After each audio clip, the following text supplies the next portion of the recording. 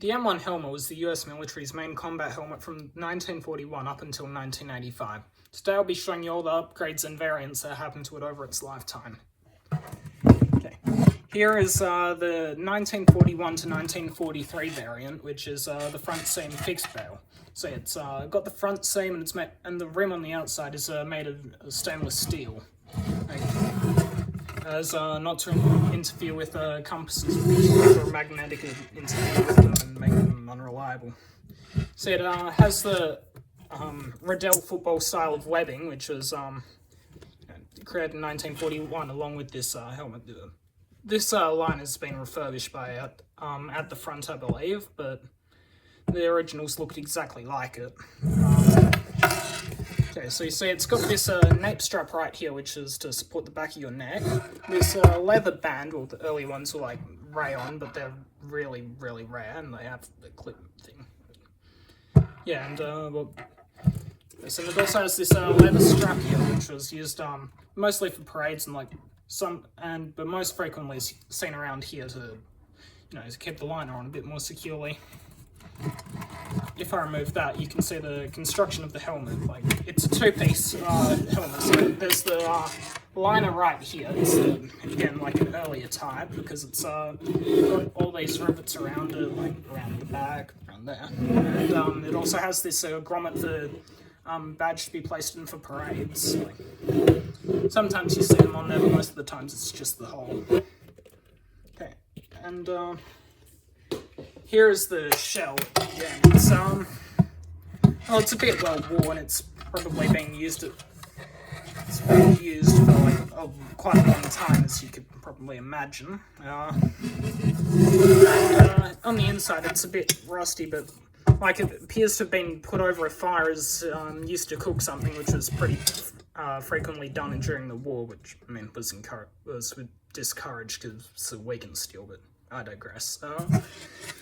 Okay, so let me just put that in there. Okay, in 1943 they switched. They upgraded them slightly. So see, this one has a lot better paint. Like it's still got the original texture, everything. Like this this liner chin straps later 1950s version, but it's pretty much identical. And see on the inside, this is what the original liner would have actually looked like compared to the other one. Except not this sweatband. This one's like a later 50s, variant, and same as that nape strap. But the rest there, or the olive drab 3 as they call it, which I mean, well, it's khaki, but I digress. Well, it got replaced in the early 50s with olive drab 7, like which is actual olive drab. Okay.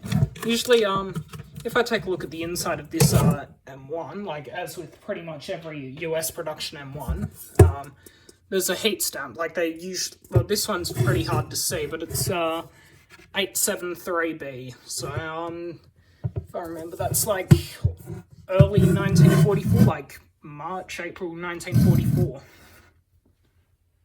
And the construction on the chin straps for these, it's got like what they call bar sewn on, like it's just sewn around the chin strap bail here, which you'll notice this one's a swivel bail, unlike the one earlier, because earlier, like with the fixed bails, they kept snapping off because soldiers would like sit on them or like general wear and tear. They were pretty fragile, so they just replaced these to make it a lot sturdier.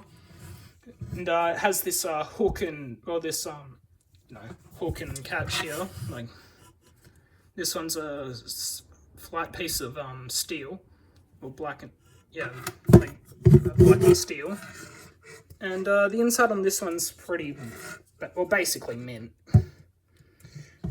Notice it's still front seam is here, as you can see, well there, and the rim is still stainless steel because it's shiny, same reason as before, and. Later in November 1944, if I remember, they switched towards the rear seam and manganese rims. Okay, well, this one's a US Navy damage control one as used in Korea, but it's an actual World War II production one. It's a same kind of, well, liner chin strap, this time it's got a rear seam. It's pretty hard to see, but there. It's, yeah. This one has the later post-Korea style of liner, so the pattern of 1955 is it's referred to as. It's got this thick olive drab 7 color webbing, and it's like quite a bit thicker than the other one.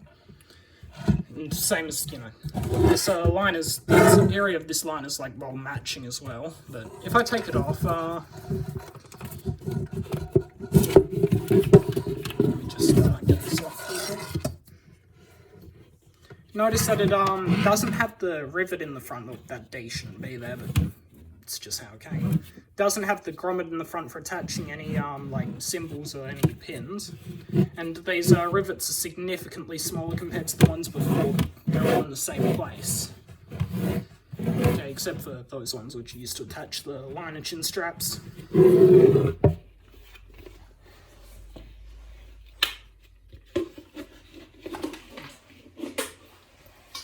Okay. In the early to mid 60s, there was an upgrade program towards M1s, like because they were usually in that pattern, except with, you know, not bright red paint in army service. And the Mitchell cover was created like based off the Mitchell half tent, like tent half things that are issued usually in like the later bits of the Korean War, like the later stages of it. And usually they were given these bands to store things. I've just got some matches in here, which isn't original, but like they're from the period, so might as well. Mitchell covers, well, this one's pretty heavily worn, but it has these foliage slits so you can stick like plants and other material in to camouflage it better. And, yeah, and this one's, yeah, very worn. Okay, so if I take off the Mitchell cover, which will just be a second. Okay, so if I look at the inside first of all, notice it's been updated to this X with a line through it. Like, okay, so yeah, this is what they refer to as the pattern of 1964 liner. Like, yeah, it's just been upgraded because the older ones weren't, you know, as comfortable. Well, they were just thought not to be as comfortable. So, yeah, US military activities. See, this one, if I just move this out of the way, it has a lot fewer rivets than the pattern of 1955s, and also no grommet hole.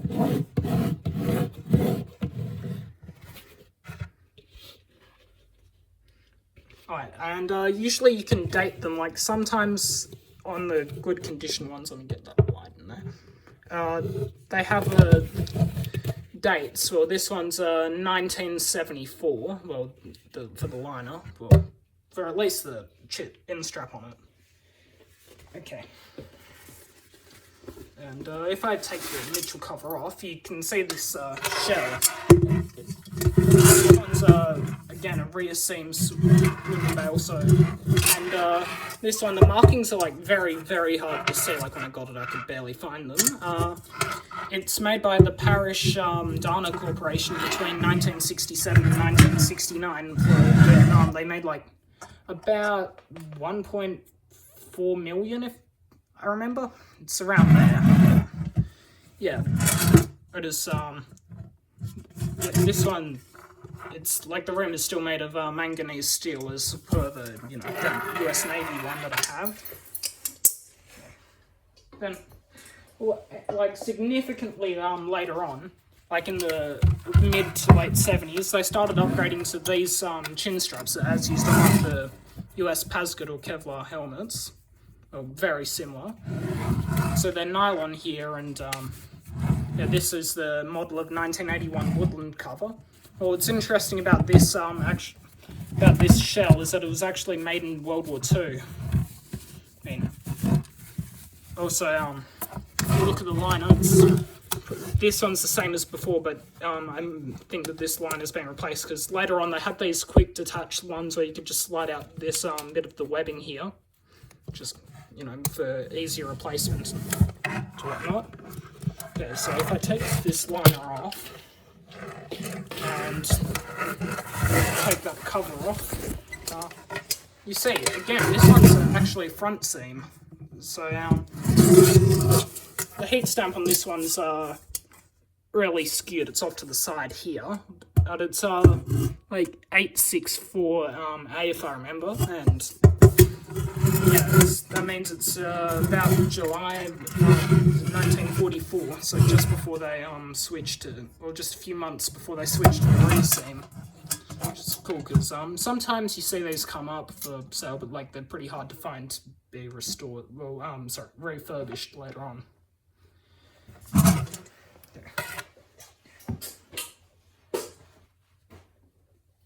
Well, this one is another World War II one, but it's pretty well worn and everything.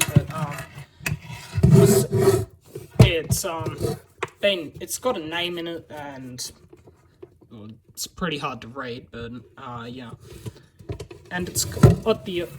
If I take a quick look, it's got the earlier style of Passion of. If I remember, the Passion of 1951 webbing, where it's basically the same as the 55, except it has the earlier grommet in there, and also has thinner webbing like in the World War II one. This one is pretty worn, but yeah. And this one's made by a railway manufacturer called Schulte. You see there's a little S there, and it's marked 89A. So this one was actually originally a fixed bale, but retrofitted later on to be a swivel bale after, I presume, like one of the bales broke off, and then they just sent it back. Okay,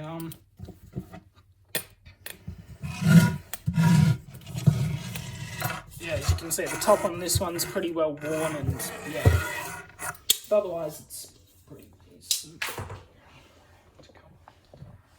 This one's the one that I've got here as well is later. It's a Korean War refurbishment.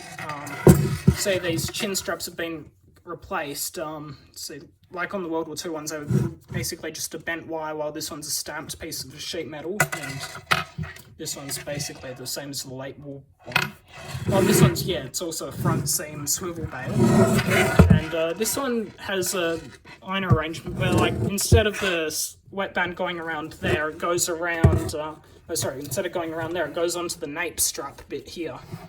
Meaning this one's had a few repairs along the way, like about there, and one on the back of the nape strap there. It's a bit hard to see, but